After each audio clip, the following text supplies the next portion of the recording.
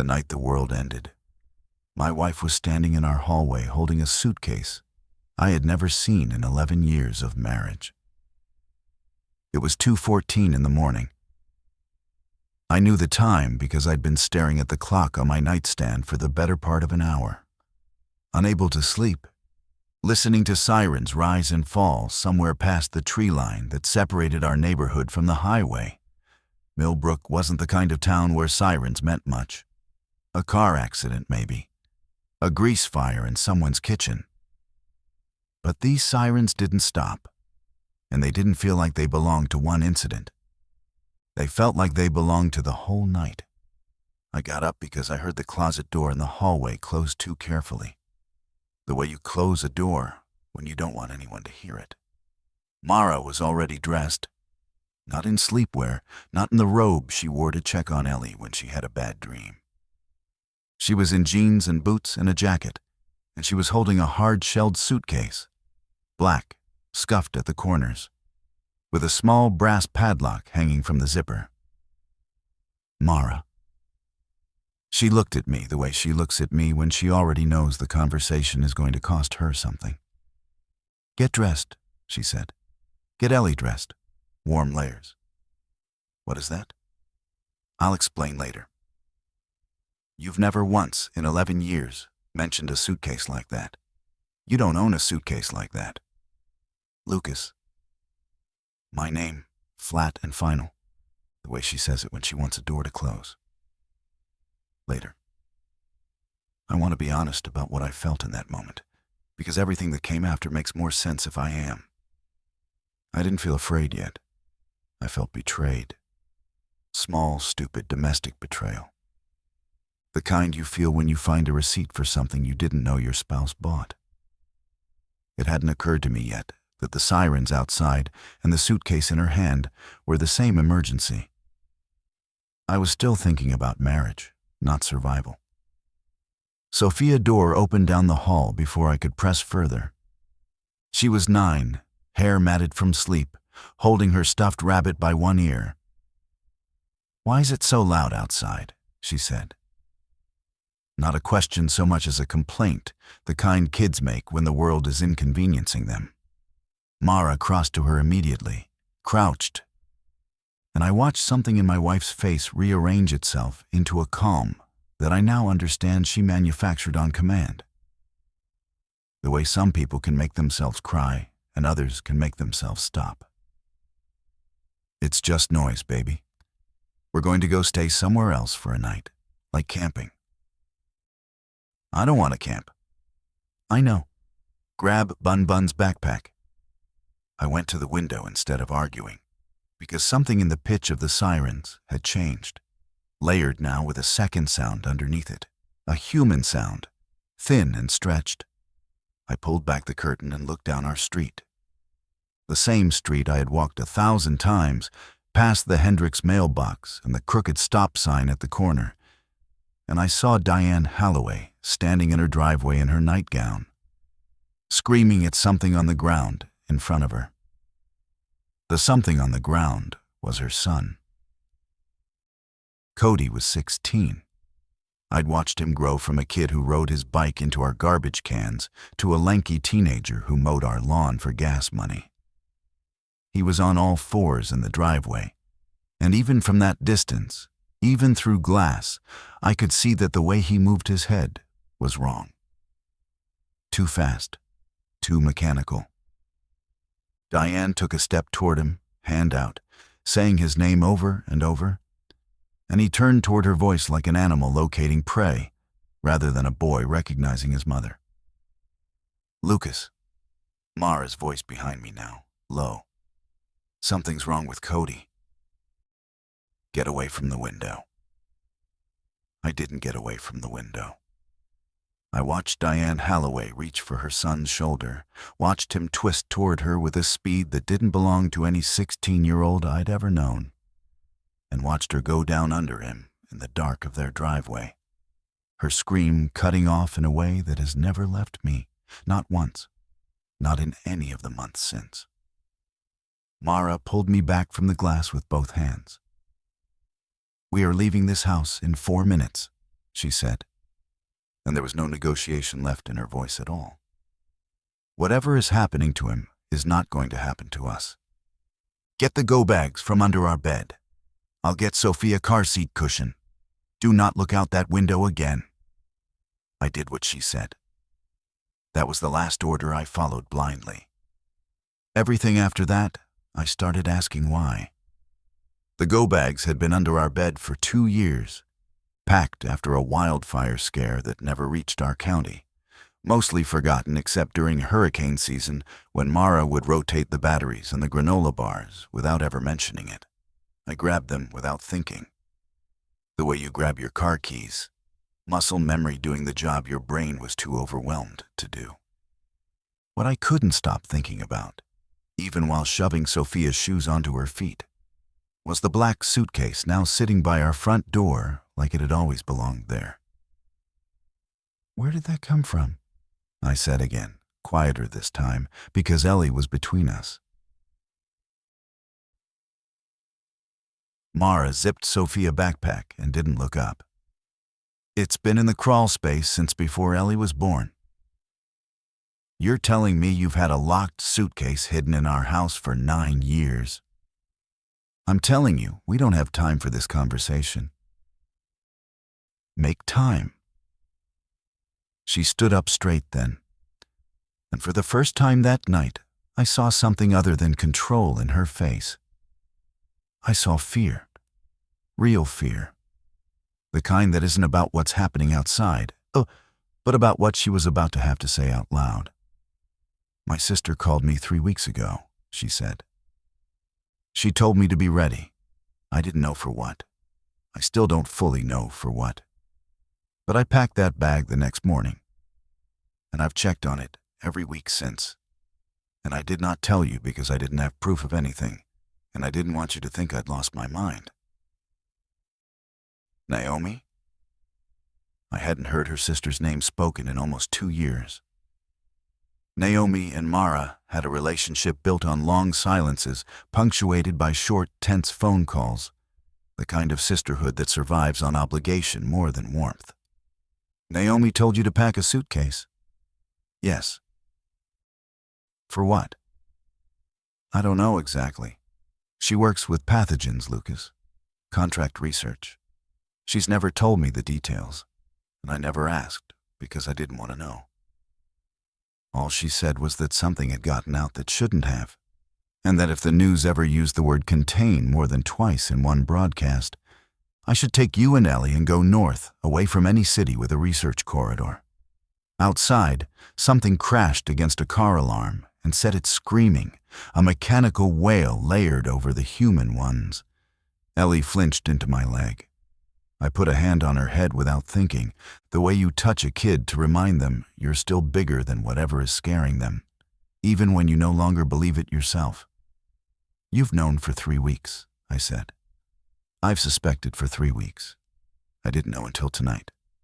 Mara's voice cracked on the last word, the first crack I'd heard in it since this began. And something about that crack told me more than anything she'd said. She had been carrying this alone, rehearsing this conversation in her head for weeks, and some part of her had hoped she'd never have to have it. A fist hit our front door. Not a knock, a fist, flat-palmed, urgent, 3 times fast. "Lucas, Mara, open up, it's Sam." Sam Halloway lived 2 houses down.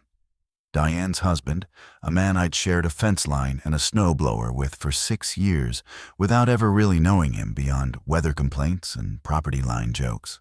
I opened the door, and he nearly fell into our entryway, breathing like he'd run the length of the block, which he probably had. "Diane's gone," he said, before I could ask. "Cody, he wasn't right. He came back from wherever he went tonight, and he wasn't right. And Diane went out to him, and I couldn't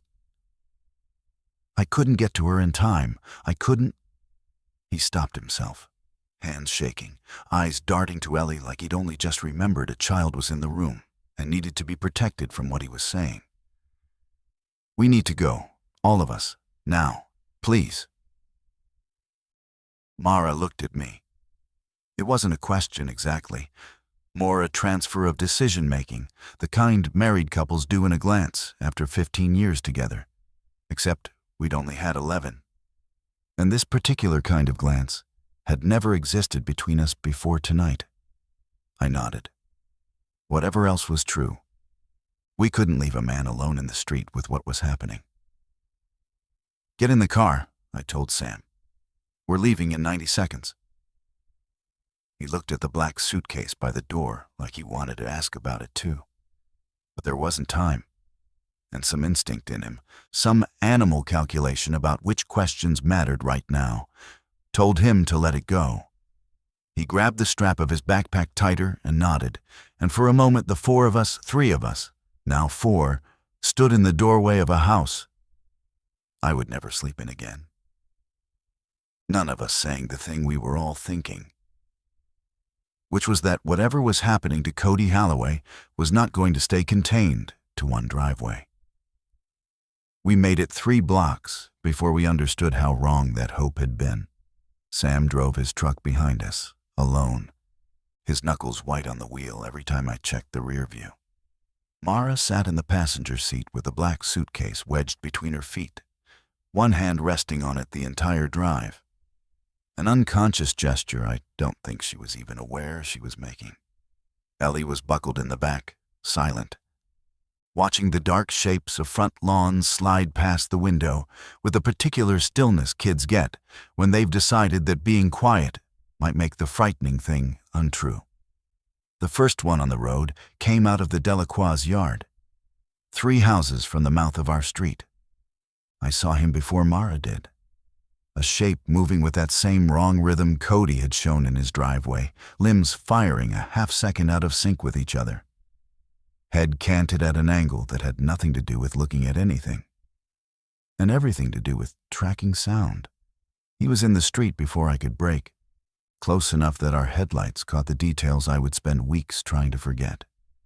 Mouth open too wide, skin already grayed at the throat, one arm hanging useless and forgotten while the other reached. I swerved. The side mirror clipped him, and he spun into the ditch, and I did not stop. And I have never once regretted not stopping, though I have thought about the sound the mirror made against him more times than I'd like to admit. Lucas. Mara's hand found my forearm, not to comfort me, I realized, but to steady herself. Keep driving. Do not stop for anything on 2 legs unless it's calling one of our names. That's Rick Delacroix's front yard. Rick and Paula have 3 kids. I know whose yard it is. We can, and we are, because if we stop for every person who was someone's neighbor an hour ago, we will be someone's memory by sunrise.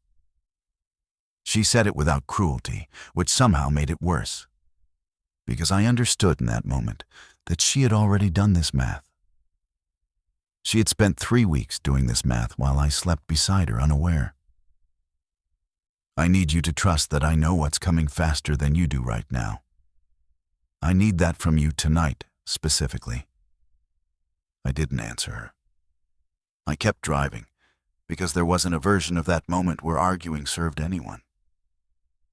But something in me filed the exchange away. A small, hard stone I would carry and turn over for days afterward, the realization that my wife already had a framework for this catastrophe before it existed for the rest of us, and I was only now being handed the smallest edges of it. We hit the highway on-ramp behind 6 other cars, all trying to merge into the same lane at once, headlights strobing across a scene that had stopped looking like an evacuation and started looking like a stampede. Sam's truck nearly clipped a minivan trying to cut across 3 lanes. Somewhere behind us, an 18-wheeler had jackknifed across 2 lanes entirely, and shapes were moving around its wreckage in the red wash of brake lights, shapes that weren't running toward the wreck to help. "Mom?" Sophia voice from the back seat, small and careful. "Is Cody okay?" Nobody answered her for a full 4 seconds. which is a very long time in a moving car at 1 in the morning, with your daughter waiting for the truth. Mara turned around in her seat. Cody's sick, baby. Very sick. That's why we have to be careful and quiet and fast tonight, okay? Can you help me by being the best kind of quiet you know how to be? Ellie nodded, small and solemn, and turned back to the window. And I understood that my wife had just performed a kind of triage. I hadn't known she was capable of protecting a child's understanding of the world while telling her almost nothing false. It was a skill. I didn't know where she'd learned it. I was starting to realize there were entire rooms in my wife's mind I had never been given a key to. We got clear of the worst of the highway chaos 40 minutes later, turning off onto a county road that Mara directed me toward with a confidence that told me this route, too, had been planned before tonight. Sam's headlights stayed steady in my mirror.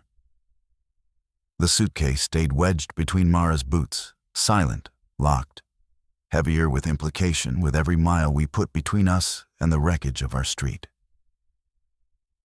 I didn't ask her to open it. Not yet. But I knew, with the specific dread of a man who has just watched his wife calculate a stranger's death in real time and be right about it, that whatever was inside that case was going to matter more than anything either of us had packed on purpose. We stopped just before dawn at a gravel turnout off the county road, a spot with a dead cell tower and a view of nothing but fields gone gold with early light, and it was there, with Ellie finally asleep against the window and Sam pacing outside his truck, trying to reach anyone on a phone that hadn't had signal in an hour, that I told Mara I needed to see inside the suitcase. She didn't argue the way I expected her to. She'd had 6 hours of driving to prepare for the request, I think, and preparation was the one thing my wife had never lacked in this crisis. She lifted the case onto the hood of the car, produced a small brass key from inside the lining of her jacket collar sewn in, I realized, actually sewn in, which told me something about how long she'd anticipated needing to protect that key from being found in a pocket and open the lock. Inside, organized with a precision that looked less like packing and more like inventory, were things that told a story I hadn't been part of. A compact revolver, cleaned and oiled, with 2 boxes of ammunition I never knew she owned or knew how to use. 2 respirator masks, industrial grade, still in factory plastic, a folder of laminated documents, cash, several $1,000s in mixed bills, banded, a satellite phone powered off. And beneath all of it, wrapped in a child's t-shirt for padding, a small, hard-sided case the size of a paperback book, locked separately, with a biohazard sticker peeling at one corner. Start with the folder, I said, because the gun and the mask and the cash were things I could imagine a frightened person acquiring in 3 weeks. The folder was different. The folder looked institutional. She handed it to me without meeting my eyes. Inside were photocopied pages, some technical, some handwritten in margins, in a script I recognized after a moment as Naomi's tight, slanted, the handwriting of someone who wrote fast because their thoughts outran their hand. Terms I didn't understand. A facility name I did recognize, though. Aldrich Biomedical Research Campus, the sprawling research park 12 miles outside Millbrook that half the town had either worked at or complained about for 2 decades, depending on which side of the property tax argument they'd landed on. Naomi works there, I said. Not a question. I'd known that much, distantly, the way you know facts about in-laws you don't speak to often. Worked there. She called me the first time 3 weeks ago and told me there'd been a containment failure in one of the animal trial wings. Small, she said. Contained, she said. She told me not to panic but to be ready in case it wasn't as contained as they were telling employees. Mara's hands were flat on the hood of the car, fingers spread. like she needed something solid to push against while she spoke. She called again 9 days ago and told me it wasn't contained. She told me to leave the state if I could. I told her I couldn't just uproot our lives on a phone call with no evidence, and she told me. Mara stopped. What did she tell you? She told me she loved me and to trust the suitcase when the time came. Sam's shadow fell across the hood before I could respond, his face pale in the gray morning light, phone hanging useless in his hand. Nothing. No signal, no bars, nothing. Radio's just emergency broadcast loop, same message on repeat. Shelter in place, avoid contact with infected individuals, await further instruction. He looked at the open suitcase, at the revolver sitting plainly on top of folded cash, and something shifted behind his eyes, a calculation I didn't like the shape of. You had this ready, this whole time. Not ready for this exactly, Mara said. Ready for something. You knew, Sam said, and his voice had an edge now, thin and rising. The specific tone of a man discovering that other people's foresight has made his own ignorance feel like negligence. You knew something was coming, and you didn't tell anyone on our street. Diane, Cody, you didn't warn them. I didn't know enough to warn anyone of anything specific, Sam. I had a gut feeling from a sister I hadn't seen in 2 years, in a suitcase I packed at 2 a.m, hoping I was being paranoid. You should have said something. Said what? That my sister, who studies dangerous pathogens for a living, had a bad feeling. You would have laughed at me across the fence line, same as you laugh at everything. That landed. Sam's jaw worked, and I watched him swallow whatever came next, because it was true, and he knew it was true. And there's nothing more silencing than being confronted with your own past dismissiveness in the middle of the wreckage it helped create. He turned and walked back toward his truck without another word, and I understood that some fracture had just opened between the three of us, that no amount of shared danger was going to fully close again.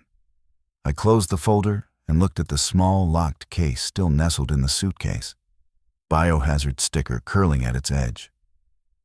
What's in that one? Mara looked at it for a long moment. I don't know yet. Naomi mailed it to me sealed 4 days ago, with instructions not to open it unless things got as bad as she was afraid they would. She closed the suitcase lid slowly, latches clicking one after another like small verdicts. I think we need to find out how bad she thought things could get.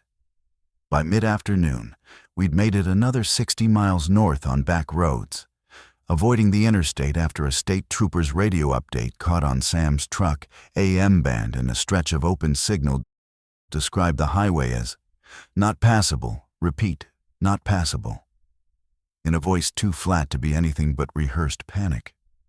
We found an old hunting lodge set back off a fire road, shuttered for the season, its owner's name painted on a sign, gone silver with weather.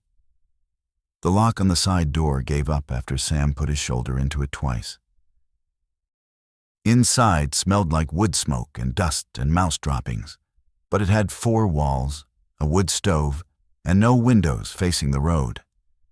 And after 9 hours of driving through the unraveling edges of everything we'd known, that was close enough to safety that all 4 of us went quiet for the first time since Diane Halloway's driveway. We weren't alone there for long. Around dusk, headlights swept the tree line, and a pickup pulled in beside Sam's truck. And 3 people climbed out with the particular caution of people who'd already learned that approaching strangers required its own set of rules now. A man introduced himself as Ferris, older, gray-bearded, moving like his hip bothered him. With him was a woman named Priya, maybe 30, sharp-eyed, carrying a hatchet like she'd used it recently and would again without much ceremony. The third was a boy, maybe 14, who didn't give his name at all, and stood slightly behind the other 2, the whole conversation. We're not looking for trouble, Ferris said, hands visible, voice pitched low and careful. "Just shelter for the night. Saw your lights." Mara studied them for a long beat before answering. And I watched her run the same silent calculation she'd been running all day. Threat level, resource cost, moral cost of turning away people who hadn't done anything except exist in the same collapse we had. "There's room," she said finally. "We don't have much to share, but there's room." Sam's face tightened at that. And later, once the strangers had settled near the far wall with a can of beans heating over a camp stove, he pulled me and Mara aside near the wood stove. Voice dropped to a hiss. "We don't know these people. We don't know what they've done to survive this long, or what they'll do to us once they know what we're carrying." "They're carrying almost nothing," I said. "That kid hasn't got a coat that fits him." "That's not the point. The point is we have a locked case with a biohazard sticker on it, and Priya over there hasn't taken her eyes off your wife's bag since she walked in." Sam's voice climbed, and Priya's eyes did in fact flick toward us across the room before she deliberately looked away. Which told me Sam wasn't wrong, even if his conclusion made my skin crawl. We should have kept driving. We should keep this to ourselves and get moving again before sunrise. "They're a kid, an old man, and a woman with a hatchet," Mara said.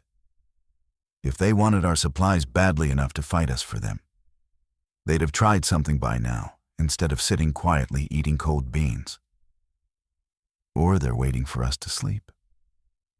The disagreement sat there, unresolved, because none of us had the energy or the certainty to push it further. And there's a specific exhaustion that settles into people after a day like the one we'd had. An exhaustion that makes every decision feel both urgent and impossible at once. Ellie had fallen asleep against a stack of folded tarps within minutes of arriving. The kind of sudden, total sleep that only children and the truly wrung-out manage. And I found myself watching her breathe, just to have something steady to focus on. Priya came over once the boy had drifted off too, crouching near enough to speak quietly without carrying across the room. "We came from the town past the research campus," she said, without preamble, watching Mara's face carefully as she said it. "You know about the campus?" Mara's stillness answered before her words did. "Some. My cousin works security there. Called me 2 nights ago saying they were moving something out under armed escort before the fences went down entirely. Didn't say what." Priya's eyes moved, deliberately, to the black suitcase sitting near Mara's feet. Close enough that the movement was unmistakable as a question. "You wouldn't happen to know anything about that?" The wood stove popped. And outside, far off, something that might have been a gunshot or might have been a car backfiring echoed once and went silent. And I watched my wife decide, in real time, how much truth this stranger with a hatchet and a sleeping boy had earned in exchange for a can of beans and a roof. Mara didn't answer Priya directly, not that night, and I respected the restraint even as it frustrated me, because trust rebuilt in pieces is still trust. And we were all learning new arithmetic for how much of ourselves to hand over to strangers in exchange for survival. We slept in shifts. I took first watch by the shuttered window, and nothing came for us in the dark except the ordinary terror of listening too hard to silence. The trouble started at first light, and it didn't come from the woods. I woke to Sam's voice, low and urgent, and found him crouched by his truck in the gray pre-dawn, transferring items from our packed supplies into his own bag with the quick, guilty efficiency of a man who'd convinced himself the act wasn't theft if he did it fast enough.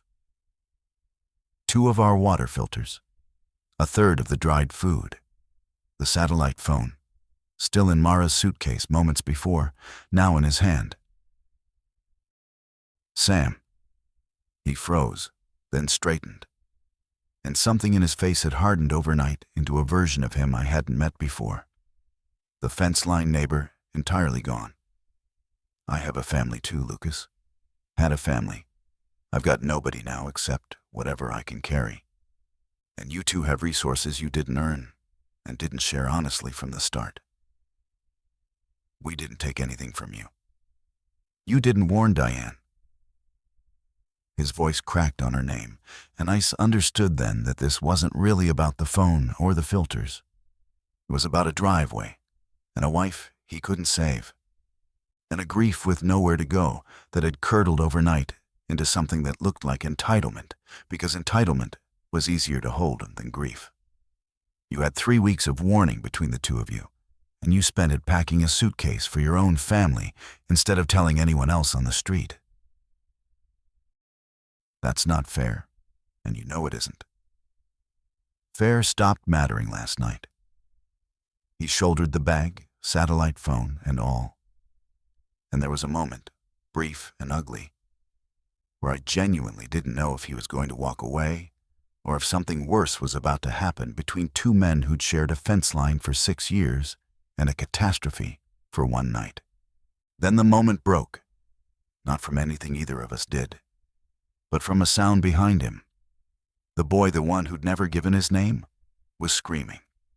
He'd gone out at dawn to relieve himself past the tree line, something Ferris would later say he'd told him not to do alone. And he came stumbling back into the clearing with his arm clamped against his side, blood soaking through his sleeve in a spreading dark bloom. And behind him, moving with that same wrong, half-second delayed gait, came the thing that had done it.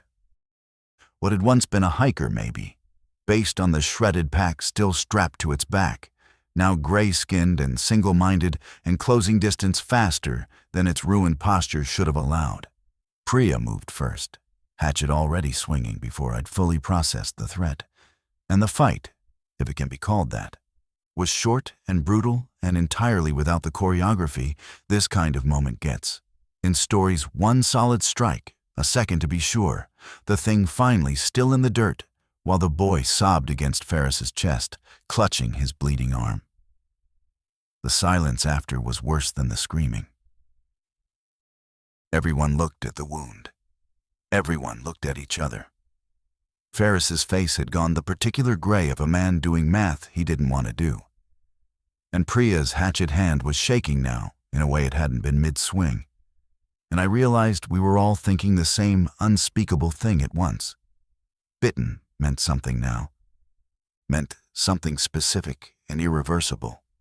And none of us had actually confirmed what that meant with our own eyes until this exact moment. He needs to be looked at properly, Mara said, already moving toward her suitcase, toward the folder, toward whatever half-understood knowledge she'd inherited from a sister 12 miles from ground zero. Let me see it. Stay back, Ferris said, arm tightening around the boy, voice rough. Stay back from him. I'm not going to hurt him. You don't know what's going to happen to him. Nobody does. Ferris's eyes were wet and old and terrified in a way that had nothing to do with the dead thing in the dirt and everything to do with the boy shaking in his arms. Just give us room, please, just give us room. Sam used the chaos to finish loading his truck. Nobody stopped him. By the time the sun cleared the tree line fully, his taillights were already shrinking down the fire road. And Mara stood watching them go with an expression I couldn't read. The black suitcase closed and locked again at her feet. The boy's blood already darkening in the dirt a few feet away. And I understood that the version of this catastrophe where people simply banded together and helped one another had lasted exactly one night before splitting apart under its own weight. The boy's name, we learned only after he'd stopped shaking enough to speak, was Henry. He didn't turn that morning, or that afternoon. And by the time the light went long and gold through the lodge's cracked shutters, Ferris had allowed himself the smallest exhale of hope. The kind that comes from watching a clock and having it not deliver the thing you feared. Mara had cleaned and dressed the wound herself, using supplies from the suitcase I hadn't known were in there. Proper trauma dressings, antiseptic, things that belonged in an ambulance more than a go bag. And Ferris had watched her hands the whole time, with an expression somewhere between gratitude and suspicion, unsure yet whether to trust a stranger who came prepared for exactly this. It was that evening, with Henry sleeping fitfully near the stove and Priya keeping watch by the door, that I finally asked Mara the question I'd been circling since the hallway, since the suitcase, since the fence-line friendship that had ended in taillights on a fire road that morning. Tell me about Naomi. All of it, not the parts that make this easier to hear. We sat outside on the lodge's back step, far enough from the others that our voices wouldn't carry. The sky above the tree line gone, the deep bruised color that comes right before full dark. Mara held a mug of water she wasn't drinking, turning it slowly between her palms. "Naomi's smarter than both of us combined," she said. "You know that already. What you don't know is how much that scared me growing up. She got into her first pathogen research lab at 23. I used to tell people my sister studied diseases like it was something to be proud of at dinner parties, and it was. But I also stopped really understanding what she did for a living around the same time. She'd explain things, and I'd nod and not follow. And eventually I stopped asking, because it felt like admitting I couldn't keep up with her. That's not what I asked. I know, I'm getting there. Let me get there my own way." She took a breath. 3 weeks ago, she called and told me there'd been an incident with an engineered strain her team had been contracted to study. Not create. She was very specific about that. Contracted to study something built somewhere else. A defense research thing, the kind of project that exists in the space between private biotech and government funding where nobody has to answer real questions about it. She said a technician had been careless with a containment protocol and gotten exposed, and instead of reporting it immediately, the facility tried to manage it internally for 6 hours before anyone outside the building even knew. 6 hours. 6 hours is apparently long enough for one exposed person to expose 4 more, and 4 to expose 11. In a facility that runs skeleton night shifts and doesn't lock its interior doors as tightly as its exterior ones. Mara's voice had gone very quiet, very controlled, the tone she used when she was reciting facts specifically to keep herself from feeling them. She called me the second time 9 days ago because she'd started to suspect the strain wasn't behaving the way the original defense research had predicted. It wasn't just aggressive. It was fast. Faster incubation than anything in their models, she said. And I remember this exactly because it terrified me more than anything else she'd said she said. It's not following the curve we built for it, Mara. And nobody wants to admit that in the reports going upstairs. And the vial, the locked case.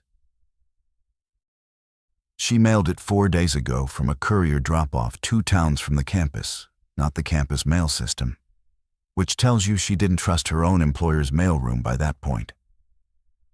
The note inside just said, "If it gets as bad as I think it will, this buys time, not a cure. Time. Get to a CDC forward response site, if any exist by the time you need it. Don't trust anyone who tells you they have a full cure this early. There isn't one yet.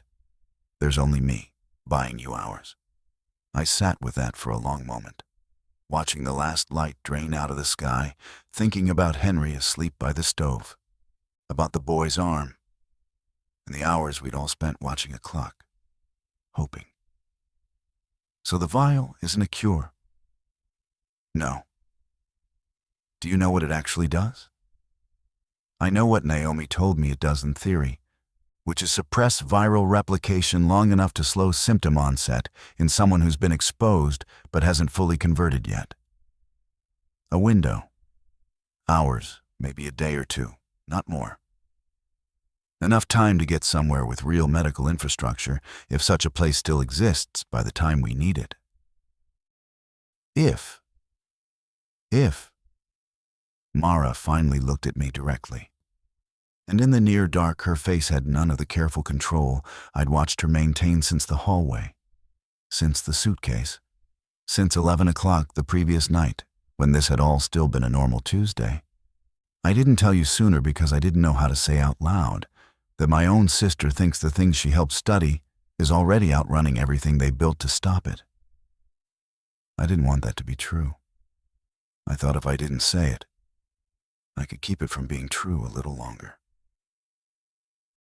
Behind us, the lodge door creaked, and Priya's silhouette filled the frame. "You should both come see this," she said, voice tight in a way that pulled us both to our feet immediately. "Henry is running a fever." Henry's fever climbed through the night in a way that made Ferris's hope from that afternoon look, in retrospect, like the last kindness the day had offered before taking it back. By midnight, he was sweating through his shirt and mumbling things that didn't track. And by 2 in the morning, the same hour, I realized with a lurch, that this had all started for us the night before. His hands had begun to twitch in small rhythmic spasms that none of us wanted to name out loud. Ferris hadn't left his side. He sat with the boy's head in his lap, wiping his face with a damp cloth, murmuring things in a low voice that weren't really words anymore, just sound meant to be a presence. I understood watching them that Ferris wasn't Henry's father, something about the way he'd introduced him that first night, some careful distance in the phrasing, but that whatever their actual relationship was, it had become, in the collapse of everything else, the only thing either of them had left to protect.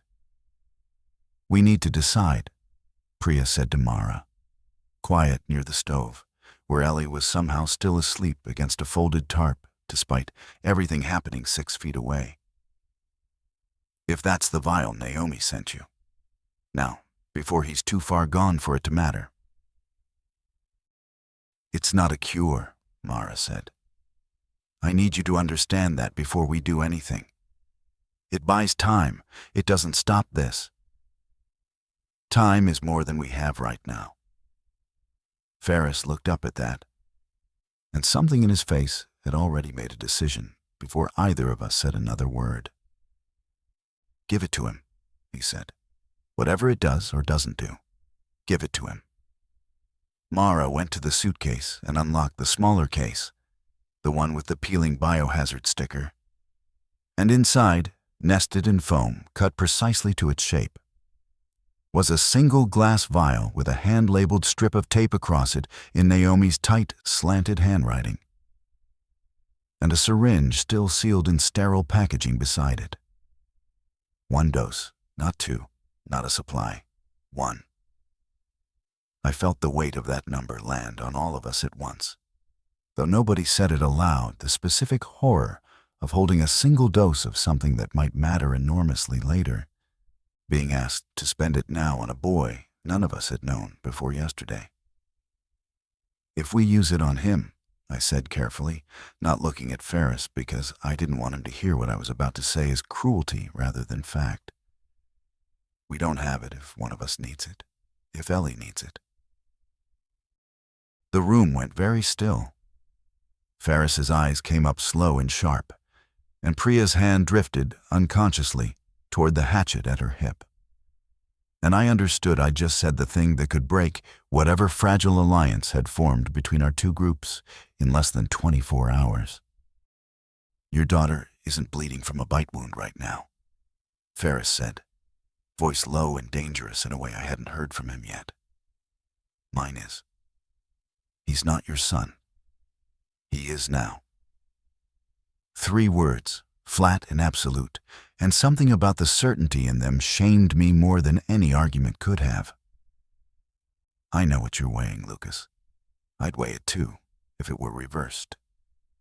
But I'm asking you, as one father to whatever you are to that girl, to let this boy have the only chance sitting in that case. Because I've already buried a wife to this thing 2 counties back. And I'm not doing it twice in 1 week. Mara's hand was already on the vial. She hadn't waited for my agreement, and later I would understand that this, too, was a kind of answer about who she was becoming under this pressure. Someone who made the hard call and let the people around her catch up to it, rather than someone who waited for consensus that might never arrive in time. "I'm doing it," she said. To me, not to Ferris, an acknowledgement that she understood exactly what she was spending and whose daughter might one day need it instead. "I need you to trust me that this is the right call, even though I can't promise you it is." I didn't stop her. I want to be honest about that, because it would be easy telling this story, to make myself sound more heroic or more certain than I was. I stood there and watched my wife administer a single, irreplaceable dose of an experimental suppressant to a stranger's ward while my own daughter slept 12 feet away. And I said nothing, because some part of me understood that a version of us who let a child die screaming to preserve a maybe someday advantage for our own family was not a version of us I wanted to survive this with. Henry's fever broke 2 hours later. Not fully. His skin stayed hot, his eyes stayed glassy, but the spasms stopped, and his breathing evened. And by the time the sun came up, he was asking for water in a voice that sounded like a scared 14-year-old boy, and nothing else. Ferris wept without shame, folded over him, and Priya sat down hard against the wall like her legs had simply stopped holding the tension they'd carried all night. We had bought Henry time. We had spent, in the process, the only tool we had for buying anyone else the same thing. And none of us said that part aloud, though I could see it sitting behind Mara's eyes when she looked at Ellie sleeping across the room, the specific arithmetic of a mother who had just given away her daughter's only guaranteed lifeline to a stranger's child, and chosen, in the moment that mattered, not to regret it. We stayed 2 more days at the lodge, partly because Henry wasn't strong enough to travel, and partly because none of us had anywhere better to go yet. And it was during those 2 days that the radio finally gave us something other than the looping shelter-in-place message we'd all stopped listening to. A new broadcast, clearer, cutting through the emergency loop on a frequency Priya found by accident while trying to charge a hand-crank radio she'd looted from a gas station 3 days earlier. A woman's voice, calm, reading coordinates and instructions on a 15-minute cycle. A federal quarantine and processing site had been established at a former Air National Guard base, roughly 90 miles northeast, accepting uninfected civilians for screening, medical triage, and relocation. The voice repeated the same caveat every cycle, and it was that caveat that made the whole lodge go quiet the first time we heard it. Anyone presenting symptoms of exposure would be held in a separate containment zone, pending 14 days of observation. No exceptions. Family separations to be expected and non-negotiable. Henry, still weak, still pale, looked at Ferris the moment the broadcast finished its loop, and neither of them said anything. But I watched the same understanding pass between them that had passed between me and Mara 2 nights earlier over the vial. The understanding that the boy's exposure, suppressed but not erased, would flag him the instant anyone screened his blood. And that 14 days in a containment zone with an untested suppressant wearing off in his system was a gamble neither of them wanted to describe out loud. "We're not going," Ferris said, before anyone asked. "Not to that base, not with what's in his blood right now." "They might have real treatment there," Mara said. "Actual doctors, actual facilities, more than a locked suitcase and a stranger's guesswork. They might also have a policy about what happens to exposed cases that don't respond the way their models expect." Ferris's voice had the flat certainty of a man who'd already run every version of this decision and arrived, painfully, at the only one he could live with. I've buried one person to a system that promised containment and delivered a driveway full of screaming. I'm not handing him to another system on a promise. Priya didn't argue with him, which told me she'd already had this conversation with him privately, probably the night before, and had lost or agreed. I couldn't tell which. She looked at Mara instead. What about you three? You've got a legitimate exposure story and no bite between you. You'd probably clear their screening in an hour. Mara looked at me, and I understood the question underneath the question, whether we would go to a federal base with better resources and a real chance at long-term safety, splitting from two people we'd known for barely 3 days, or whether we would stay tethered to strangers whose fate might now be permanently separate from any official system that could help us. It should have been an easy call. Sophia's safety against loyalty to people we'd known less than 72 hours. I felt the pull of the easy answer and hated myself a little for feeling it. There's something else, Mara said, instead of answering directly, and reached into the suitcase's folder, pulling out a page I hadn't seen her read yet. One she must have gone through alone at some point in the last 2 days. Naomi's notes mention a secondary facility, not the main campus, a smaller research annex 40 minutes from here, off-grid enough that it might not be flagged in whatever's happening at the main site. She marked it as a fallback location if the primary systems failed. There's a name and an access code written in the margin. Your sister planned an entire escape network, I said. And I heard the disbelief in my own voice even as I said it. And mailed you the pieces of it one revelation at a time. My sister has spent 3 weeks trying to save people from a mistake she thinks might be partly hers to answer for, Mara said.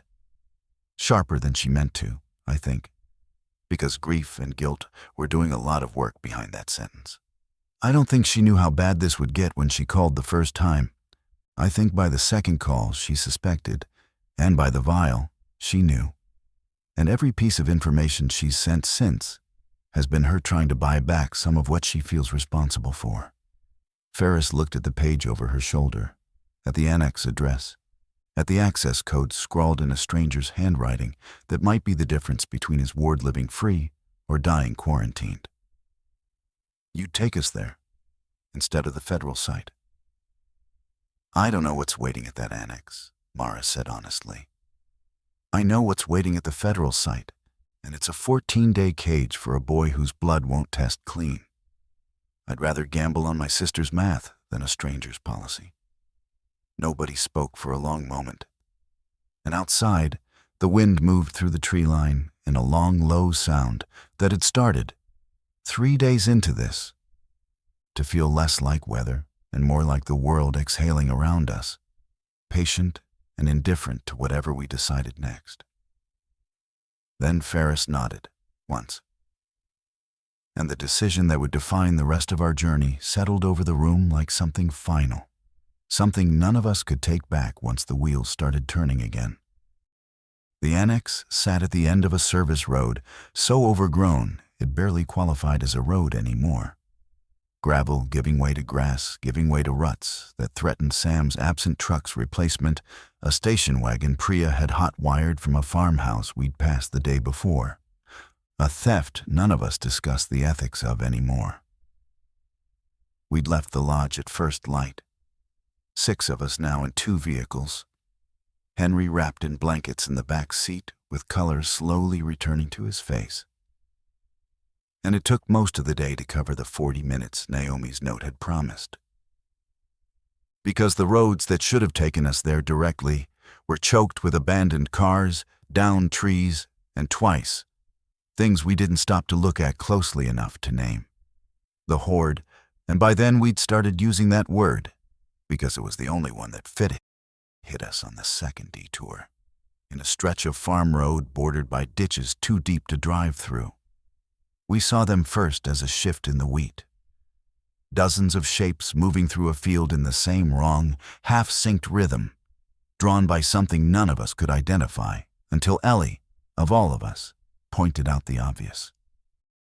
The car alarm, she said, small and urgent from the back seat.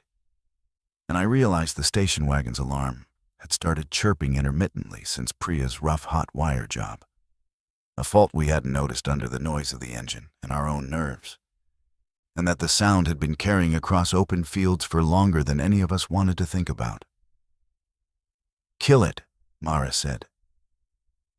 And Priya was already reaching under the dash, hands moving fast, cursing under her breath, while the shapes in the wheat began converging toward the sound with a speed that made my chest go tight, in a way 3 days of this hadn't fully prepared me for.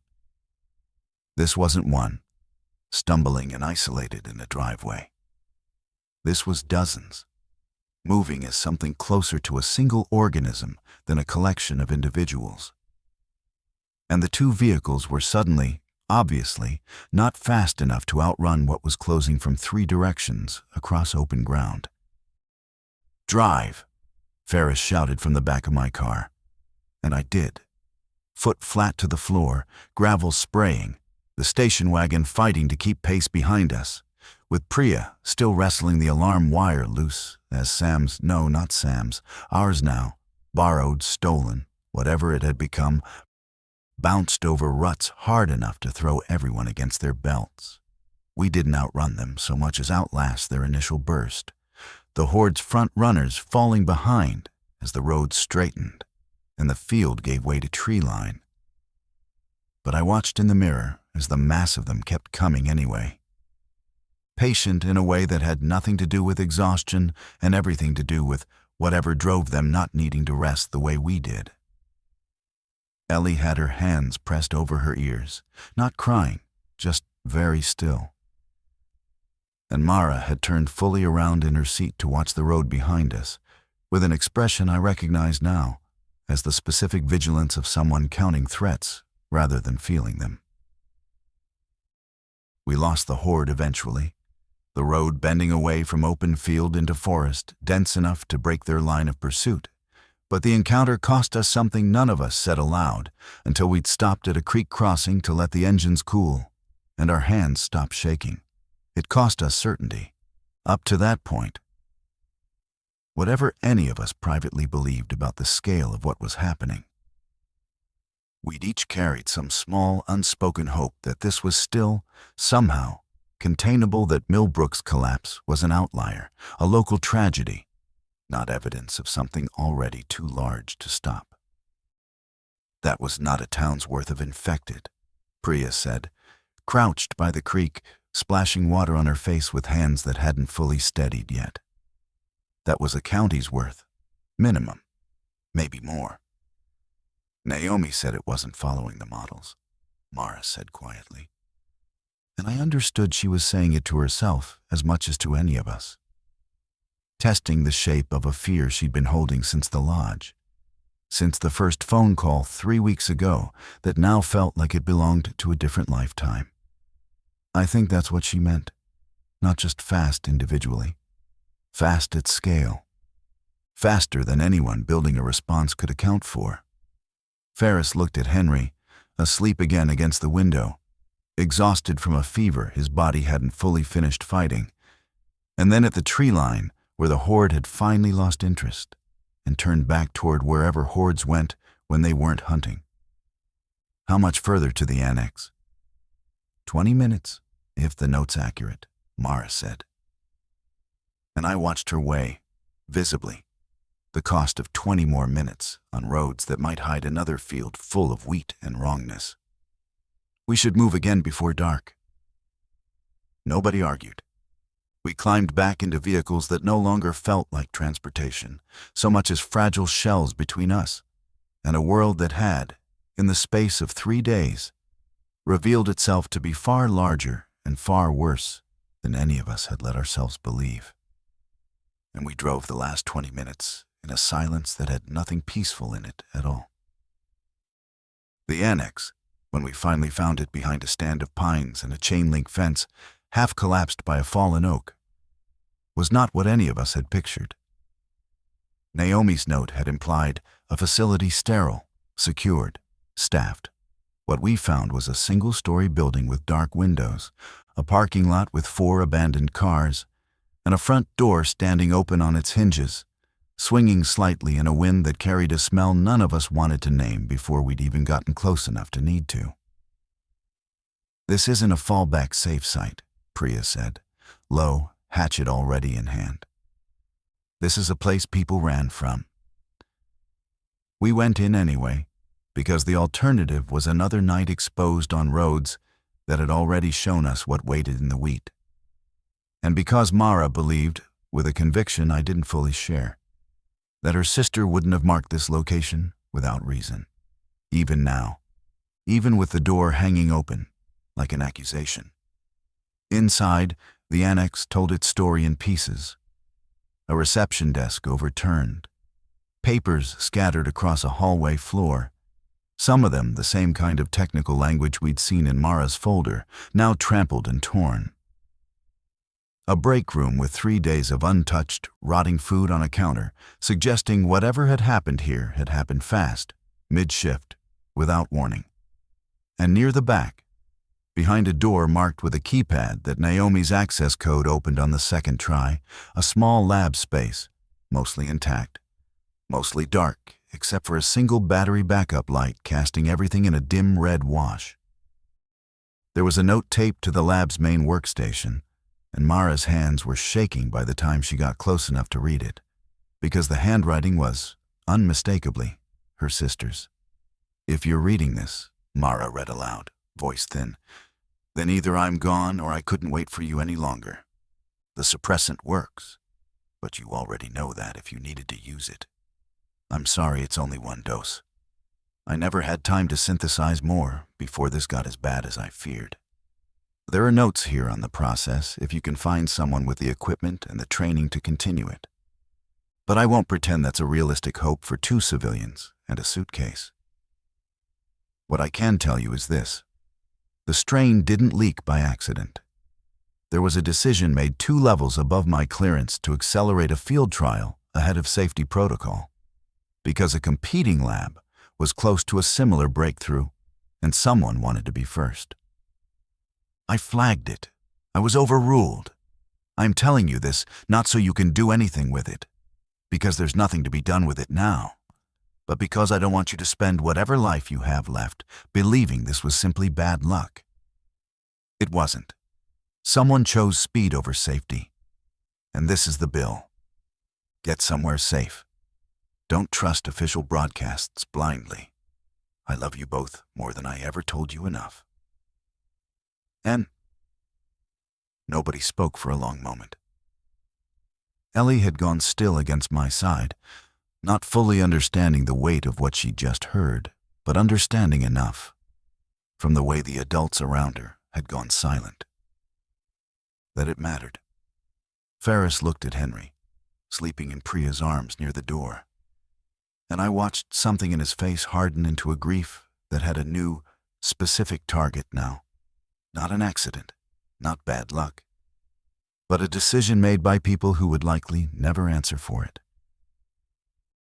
"She's not here," Mara said. And I understood she meant Naomi specifically, that some part of her had held out hope, buried under all the practical calculations of the last 3 days. That this annex might actually contain her sister, alive, waiting. "She's not here." "She left the note recently," I said it gently, because it was the only comfort I had to offer that was actually true. "The battery backup's still running. Someone was here in the last day or 2, keeping this room powered." Mara moved to the workstation, and beneath the note found a second locked drawer, and inside it 3 more vials, not the same suppressant, a note attached explained, but an earlier, cruder version, less refined, less tested, with a handwritten warning in Naomi's script that read simply, "Partial success in trials, unpredictable side effects, use only as absolute last resort." Beside the vials, a small stack of technical pages detailing the synthesis process, incomplete, clearly written for someone with more expertise than any of us possessed, but detailed enough that a real lab, somewhere, might be able to finish what Naomi had started. 3 more doses, Priya said, quiet. Doing the same math we'd all done over Henry 2 nights before, except now with 3 chances instead of 1, and a warning attached that hadn't existed the first time. Unpredictable side effects, Ferris said, reading over Mara's shoulder. What does that mean? I don't know, Mara admitted. I don't think even Naomi fully knew. That's probably why she didn't send these the first time. She sent the one she trusted most and kept the riskier ones here, in case someone with real equipment eventually found this place and could finish the research properly. Or in case her family showed up desperate enough to use them anyway, I said. And Mara didn't argue the point, because we both understood. Standing in that dim red light with 3 unpredictable vials in a drawer, and a daughter asleep against my side who had been exposed to nothing yet, but might not stay that lucky. That desperation had a way of making last resorts feel a lot closer than they were supposed to. We made camp in the annex that night, barricading the swinging front door as best we could with an overturned filing cabinet. And it was sometime past midnight, with Priya on watch and everyone else trying to sleep on borrowed cots pulled from a break room, that Ellie woke me with a sound I will spend the rest of my life trying not to hear again in my memory. A small, frightened whimper. And the words, "Dad, my arm hurts." I had my hand on her before I'd fully processed what I was looking at. And in the dim red backup light, I found a scrape along her forearm. Shallow, ragged at one edge. The kind of injury a 9-year-old picks up climbing through wreckage and overturned furniture without anyone noticing in the chaos of barricading a door. It could have come from anything: the filing cabinet, a fence, a branch on the drive-in. It did not, as far as any of us could tell in that moment, look like a bite. It did not look like a bite, and that distinction mattered enormously. And none of us could be certain of it anyway. Because 3 days into this collapse, certainty about anything involving broken skin had become the most expensive thing any of us owned. Mara was awake and beside us in seconds, examining the wound with hands that were, for the first time since the hallway, visibly unsteady. When did this happen? Think, Ellie. When? I don't know. Maybe when we were moving the cabinet. I didn't feel it until now. Sophia's voice had the particular wobble of a child trying very hard to be brave, because she could see the fear on the adults around her, and understood, without being told, that her own fear needed to be smaller than theirs right now. It's shallow, I said, needing to say it out loud, needing it to be true by force of repetition. It doesn't look like teeth. It looks like a scrape. It doesn't matter what it looks like if there was anything on that cabinet, Ferris said, gently but without softening the fact of it. Because he'd already lived this exact fear with Henry and understood better than any of us what questions actually mattered right now. Was there anything near that cabinet before you moved it? Any of them? Nobody could answer with certainty. We'd barricaded the door in near dark, exhausted, moving fast, none of us doing a careful inventory of every surface Sophia's small hands might have brushed against in the process. The not knowing was its own kind of violence, worse in some ways than a confirmed wound would have been. Because at least a confirmed wound would have told us clearly what we were facing, instead of leaving us suspended in a version of the worst question a parent can be asked to sit with. Mara went to the drawer. I knew what she was going to say before she said it, because I was already thinking the same impossible math. And some part of me hated that we'd arrived, in 3 days, at a place where this calculation felt not just possible, but necessary. We use one of the untested doses, she said. Now, before we know for certain, because if we wait for certainty and it turns out she was exposed, we'll have wasted the only window a suppressant gives you. Unpredictable side effects, I said, because someone had to say it, even though I already knew it wasn't going to change the decision. only delay it by the length of the sentence. We don't know what that means. It could hurt her worse than nothing would. I know. Mara's hands were on the drawer, on the vial, and her eyes, when they met mine, held no performance of certainty this time. None of the controlled calm she'd worn through Diane's driveway, and the highway, and the horde in the wheat field. This was a woman standing at the edge of a decision with no good version of it. Choosing anyway because the alternative, doing nothing and hoping, felt, to her, like a worse gamble than an unknown unknown. I know, Lucas. I'm asking you to trust me on this one specifically, the way I asked you in the car 3 days ago. Because I cannot stand here and do nothing while there's a chance, any chance, that something got into her skin tonight. I thought about Henry, fever breaking after the first dose. I thought about Naomi's warning, unpredictable side effects, use only as absolute last resort. I thought about my daughter's face, trying to be brave, watching two adults argue in whispers about her own arm like it belonged to someone else's decision entirely. Do it, I said. And Mara's hands were already moving before the second word left my mouth. Syringe drawn, dose measured with the same careful precision she'd shown at the lodge. And Ellie flinched at the needle but didn't cry. Watching her mother's face for reassurance, she gave, without hesitation, even though I knew, watching her jaw, that she had none of it to actually give. We didn't sleep again that night.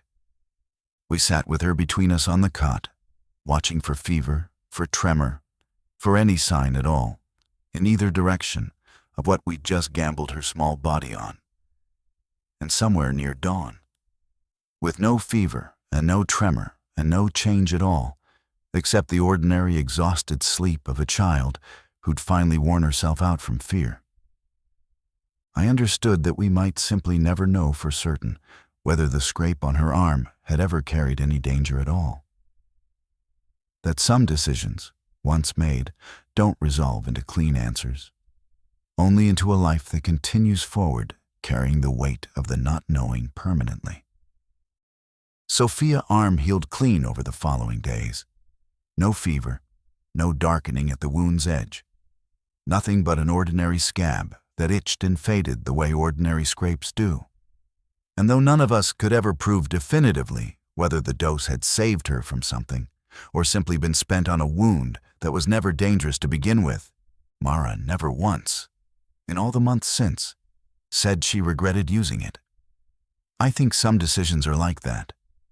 You make them in the dark, without the information you'd need to know if they were necessary. And you carry the not knowing forward as the price of having acted instead of waited. We stayed at the annex 11 days in total, long enough for Henry to regain his strength fully and for Priya's rough hot wire jobs to stop feeling like the only thing standing between us and being stranded.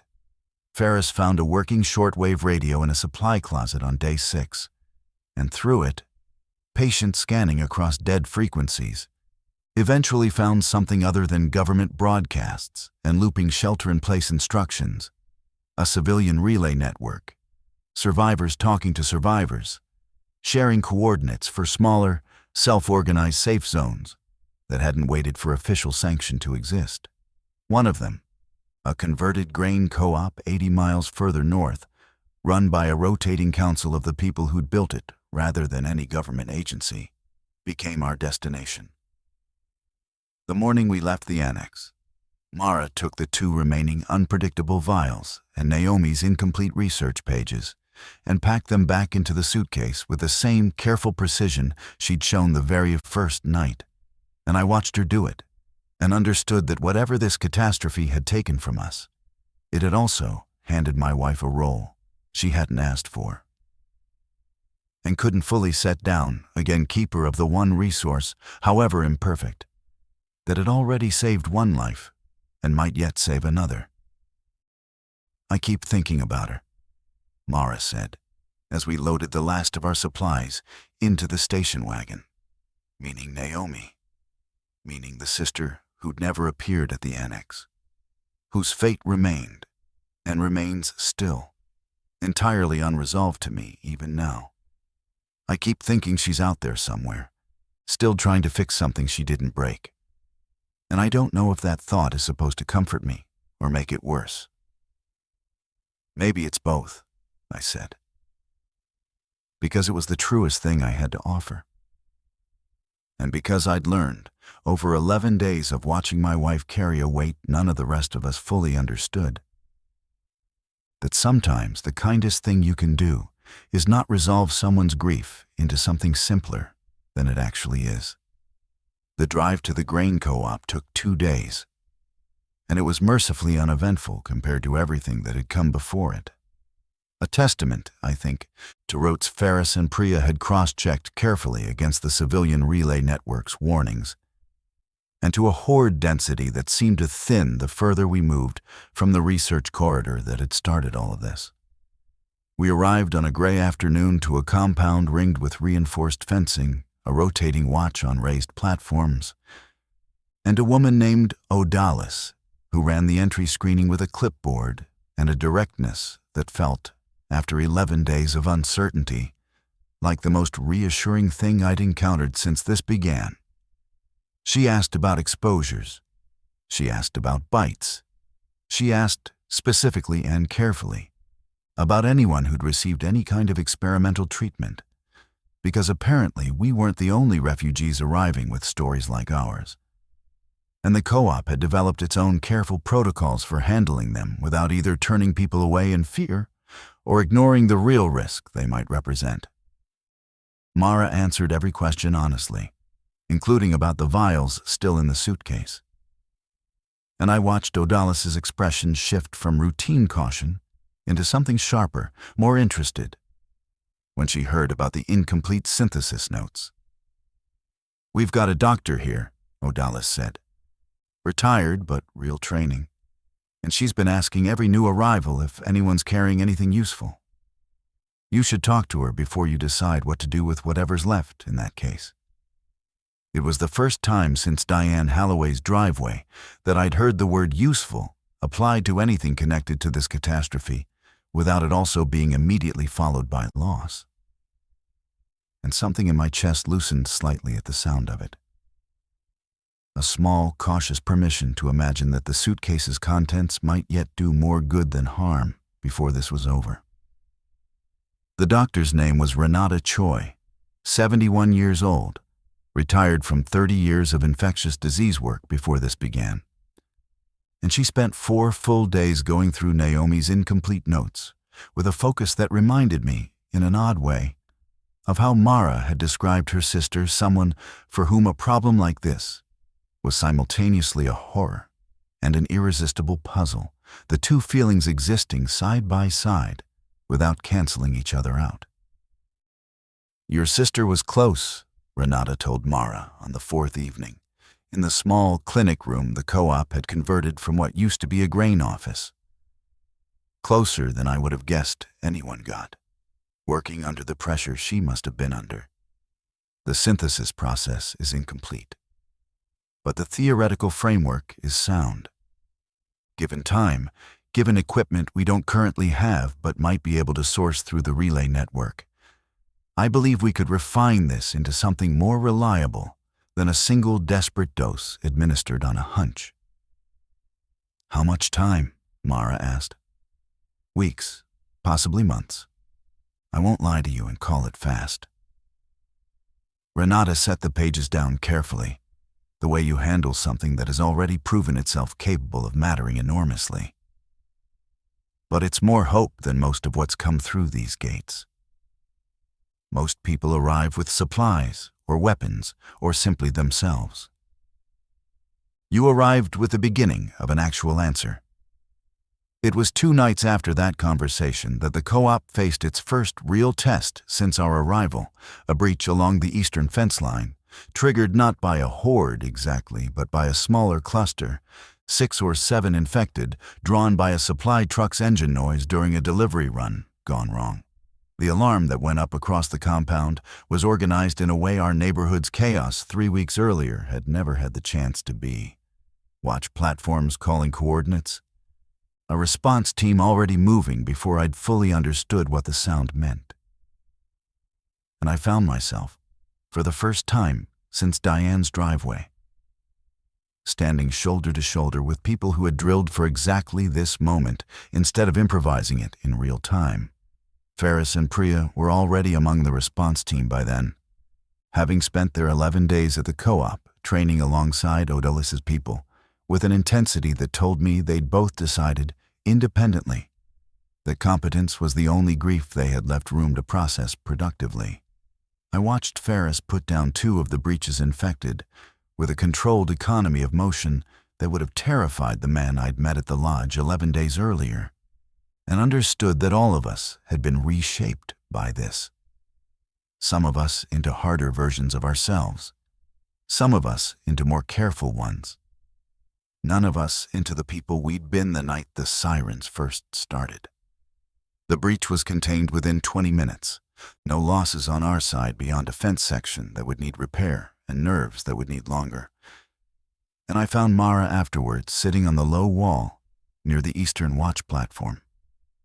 The black suitcase lighter now by 1 dose, its remaining contents partly transferred into Renata's careful custody, resting beside her feet in the same position it had held that first night in our hallway, the night I'd first seen it, and felt, absurdly, betrayed by its mere existence.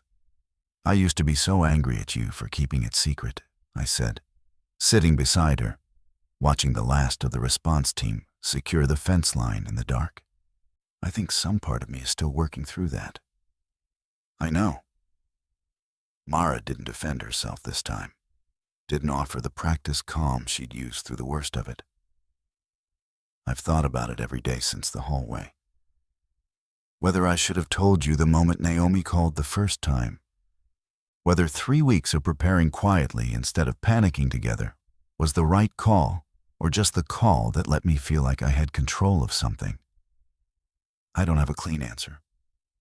I don't think there is one. Sophia alive. Henry is alive. We're standing inside a fence that held tonight instead of a driveway that didn't. I found her hand in the dark, and she let me hold it. And for a long moment, neither of us said anything else. Because some kinds of forgiveness don't need to be spoken to be real. They only need to be sat inside quietly until both people understand they've arrived there together. I don't know if secret was the wrong word for what you were carrying. Maybe it was just weight you didn't know how to hand to anyone yet. "I'm handing it to you now," she said. "All of it, whatever's left to hand." I believed her, and more than that, I understood. Sitting on that low wall with a repaired fence humming quietly in the dark and my daughter asleep somewhere safe behind it, that the suitcase had never really been the secret that mattered most. The secret that mattered was the fear underneath it. The fear of a sister she couldn't save. Of a world she couldn't fully protect us from. Of her own uncertainty about whether preparation could ever really be enough against something this large. That fear, finally spoken instead of packed away in silence, was the thing that had actually changed everything. Far more than any vial or gun or folder of stolen research ever could. 6 months later, I still keep the suitcase in the same corner of our room at the co-op. Empty now, except for the folder of Naomi's original notes, which Renata copied in full before handing the originals back, insisting Mara deserved to keep something of her sister's that wasn't grief alone. We never found Naomi. We never will, most likely, though Mara still checks the relay network every week for a name that never appears, a habit I've stopped trying to talk her out of, because some hopes are worth keeping, even when they cost something to hold.